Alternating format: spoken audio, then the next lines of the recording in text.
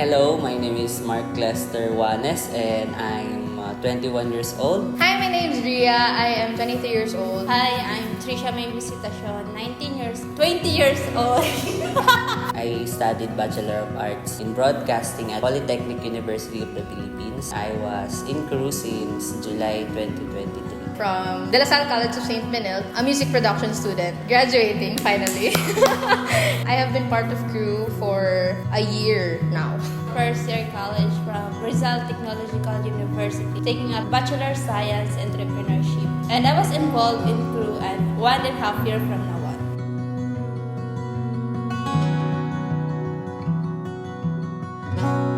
Dull person.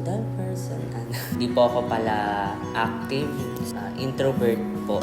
Yun yung challenge sa akin because I am a broadcasting student na dapat po talkative and active socially. I was also in our church but I was not too active. Meron lang po akong ministry sa music, bahay, tulog. Tapos, ayun. Yes. You were a Christian before? Yes, I was already a Christian na po. Growing up with my grandparents na non-Christians background. So, grow up with them na pumupunta sa church every Sunday. Even though na nasa church kami, hindi ko kilala si God deeply. Kinuha ko ng parents ko papunta here sa Manila. So, Manila is my dream city talaga as a provincial girl. So, dito ako nag-junior high school and I thought maganda yung buhay ko dito. I was bullied pagdating sa pronunciation ng Tagalog words. So, that time, they physically abused me. Like, walang araw na hindi papasok yung school na hindi ako binubuli. Kine-question ko na sarili ko at kine-questions ko na si God na bakit ganito? Bakit ganito yung nangyari sa akin? And that day na yung parents ko is high standard. Pressure ko na nagkukos ng hate ko sa parents ko. I hated my parents and I started to hate God. Diagnosed ako ng depression, in-overdose ko yung sarili ko, but I'm still alive. So, ang layo ko, like nag-walk ako sa sinful life ko. Late 2021, I was diagnosed with depression and anxiety. Even though I was growing up a Christian, depression and anxiety was something that was always so heavy for me. Pero nung nag-pandemic, tas nag-2021, yung year na yon, everything went downhill. Sought for help, was able to get help, was diagnosed for it, and then was taking meds. The year 2022 was something really hard for me. And 2023 came, and I remember praying the prayer na, Lord, I was going through a hard patch of 2022 and I didn't really do much. So this 2023, Father, give me something to do. And I didn't say it specifically, pero that was the prayer that eventually led me to crew. Before the Korean hybrid team, I was a very depressed person. I was going through 5 different kinds of meds. I was a part of the music ministry, but I wasn't active. It was something that really made my faith not grow. I wouldn't say crumble down, but at least not grow and just stay stagnant.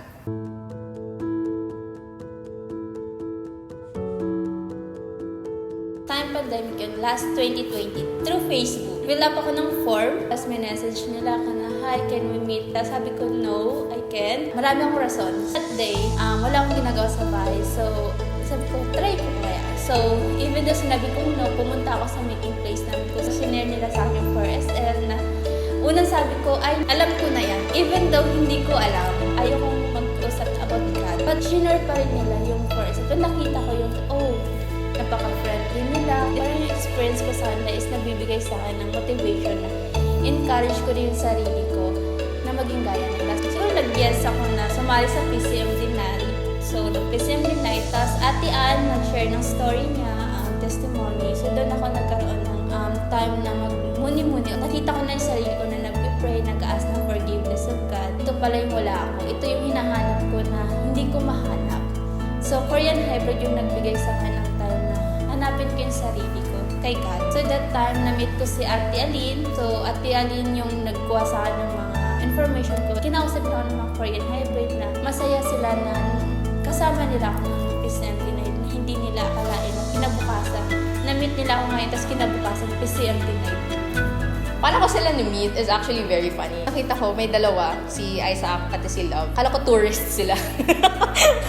Baka nawawala. Sige, tutulungan ko. Yun yung initial ko. Sige, tulungan natin. Tapos paglapit ko sa kanila, ang tinanong agad sa akin, was I a student ba of La Salle? Sabi ko, yeah. Sabi ko, I'm Benildian, but I'm still a La Sallian. And then they asked me, okay, do you want to go to a Bible study? I'm like, sure. Yun agad, like parang sure, bakit hindi? Na parang, so I said sure, and then they said, okay, let's meet tomorrow. Na-realize ko nga yung prayer ko na, Lord, give me something to do. Parang na-curious ako, bakit may mga Koreano dito na nasa labas ng campus, tapos parang Bible study. Maybe to an extent, medyo naisip ko, parang naawa din ako sa kanila. Na-feel ko, baka kasi walang kumakausap sa kanila. They wanted to share the gospel. Sige, kahit alam ko na yung gospel, kahit alam ko na yung share nila, sige, gusto ko makinig. Experience, 2 times ko sila ni-meet. Follow-up 1, follow-up 2. The follow-up 1, it was funny. Kasi they shared follow-up 1 to me without ever sharing the 4. But being a Christian, I already knew what the gospel was. What made the experience so refreshing was that even though I already was a Christian, to be reminded of the gospel, especially at the time na I was still going through a lot of things, was really refreshing. It was really comforting din. Na parang, alam ko naman yung gospel eh. Parang, okay, alam ko. Pero if someone reminds you of it, iba pala yung feeling nun. Why did I say yes to them? Honestly, hindi ko alam. feeling ko na curious lang din talaga ako na parang anong Bible study ba mangyayari dito? But at the same time, I think, magkitatawa na lang tayo. Noong 2021 din kasi, na-introduce ako sa K-pop. Na-introduce tayo sa K-drama. So parang syempre gusto natin ni-make use yung, 괜찮아요. 괜찮아요. Ani. I think that was one thing na parang sabi ko, wow, Korean natives. But also at the same time, to think na they're Christian also. Na parang, I didn't think of that. So parang if these students are able to share the gospel in a country na hindi nila alam yung language and they don't speak the language, like that takes a great amount of faith. And I think in the back of my head, na-challenge din ako. So, ayun, I think yun talaga yung reason kung ba't ako nag-yes sa kanila. Na-meet po ako ng Korean hybrid team when nag-introduce po sila ng team nila sa social media. Na-curious po ako na ganito pala. And then, nag-message ako sa kanila thinking na kakausapin din nila ako. And then they replied to me. Gusto daw nila akong i-meet. Nung una, kinakabahan ako kasi baka hindi pala ito totoo. Pero nag-take ako ng risk na i-meet sila. Wala namang mawawala. And then public space naman yung pupuntahan namin. So, okay lang. And then naging maganda naman yung interaction namin with each other. Nag-share kami ng mga testimonies namin, ng stories namin, ng culture, even though na merong language barrier, pero hindi yun humadlang para nagkaroon kami ng engagement sa isa't isa. Marang saya na makamit ko yung mga Korean, nakapag-usap sa kanila kasi hindi naman yun normal eh. Na-amaze lang ako sa nila, sa dedication nila na mag-share ng gospel dito sa Pilipinas, reach ng mga kagaya namin, mga estudyante, para mapalaganap yung Word of God.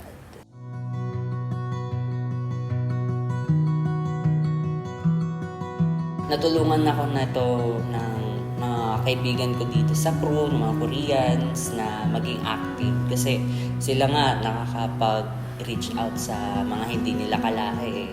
Tayo pa kaya nakalahi natin. Alam ko na meron pang mas malaking gagawin si Lord sa akin. Kailangan ko din gawin. Siyempre, inutos din natin ni God na mag-disciple ng mga kapwa natin na hindi pa nakakilala ng salita ng Diyos. So, marami pang mga tao na nangangailangan ng Word of God. Isa yun sa nag-gumising sa akin na i-do din yung work ni God, mag-help din and mag-reach din ng mga kapwa natin. Sa church namin, naging active din ako after noon kasi yun, na-disciple ako, na-mentor ako. So yun, may mga skills din ako na na-enhance. So yun, nag-build din ako ng small group ko sa church namin. Tapos kinukuya-kuya na ako. May mga natutulungan na din ako maging active din yung faith nila kay God. Kung ano din, yung spiritual growth ko din sa sarili ko. Na-motivate din ako mag-push forward and marami pa akong kailangan matutunan. And sa tulong nito, sa tulong ng nangyayari sa akin ngayon, sa tulong ni God, happy ako na napupunta ako sa tamang path ngayon. And salamat sa crew, salamat sa Korean Hybrid Team na sa pamamagitan nila, ginamit sila ni God as an instrument para mag-grow ako as a Christian. Nagmamatured ako or walking to God na kailangan ko pala si God na to reach the students na hindi pa kilala si Jesus. Yung spiritual growth ko kasi nagmamatured ako na kilala si God. Hindi yung ang lawak ng freedom ko. Dito may freedom ako pero ina-honor ko si God sa mga ginagawa ko. Yung spiritual goals, lalo akong nagsustrong yung relationship ko with God, na tinutuloy ko kung ano yung Great Commission na gusto ni God sa akin. I have a disciples right now from my campus to other campuses. So, I have 9 discipleship. So, yung 9 na yon, hindi ko rin nakalain na magkaroon din ng spiritual movement. So, nagdi-disciples din sila. Na hindi ko kilala ko si God, pero ang layo ko. Pero right now, makikita na dahil sa Korean hybrid, nandito ako at nag-share ng good news. And now, yung mga taong nakarinig nito ay lumalapit din kay God. Sobra yung binigay sa akin ng motivation, encouragement ng mga Korean.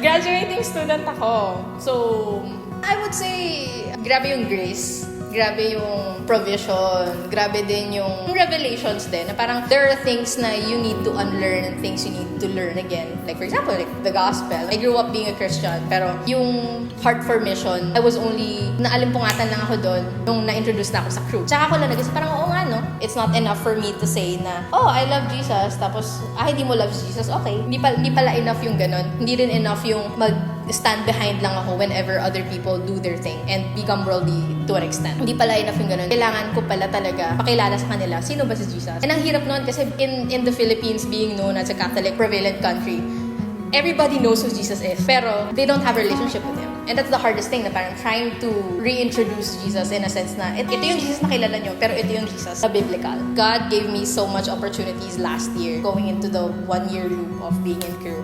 Like, I was able to go to missions. Like, actually, I'm going to hold Operation Jabez again this year. That's gonna be my 2nd time. And I never thought in my entire life that I would ever come into doing missionary work. Discipleship, I actually have a discipleship group. I have 5 disciples. Usually, I'm the one being led. But to be given that type of, I think, Ria, kaya mo na. Parang, talaga, Lord. Parang gano'n, parang, grabe. Yung life of sharing Jesus to others is something that is really in my heart. Na ngayon, as I'm graduating, it makes me think, ano bang gusto ko gawin sa life ko after college? Noong una, iniisip ko, sang firm ako? Anong gagawin ko? Mag-freelance ba ako? It's so funny how God now, like, upon my graduation years, made me think na parang, ba't di ka maging missionary? The heart for mission was only opened up to me when I met crew, when I met the Korean hybrid team and became part of crew. But to specifically hear it na God wants me to also do mission, to become a staff or whatever, a volunteer staff, is something na I'm actually considering. It's just funny na like 5 years ago, I wouldn't think of even doing that. Like, me being a Christian myself is good enough for me. But now, inisip ko, ay, hindi niya kilala si Lord, tara. Ay, hindi niya kilala si Lord, tara, share natin yung before. Ganun. So, it's something na very heavy sa akin na yung burden na parang kailangan kong mag-share. Feeling ko pag hindi ako mag-share, pagsisisihan ko. Ganong bigat.